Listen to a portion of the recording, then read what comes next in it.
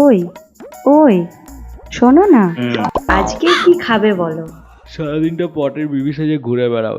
তুমি বানাবে খাবার? যাও, আগে চা বানাতে শেখো, তারপর বানাবে খাবার।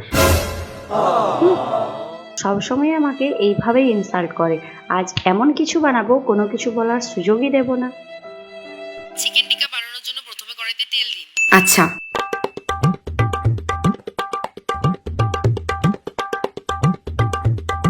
তারপর তেল গরম হয়ে যতক্ষণ না ধোয়া উঠছে ততক্ষণ ওয়েট করুন। ও, যতক্ষণ না তেল গরম হচ্ছে ততক্ষণ অপেক্ষা করতে হবে।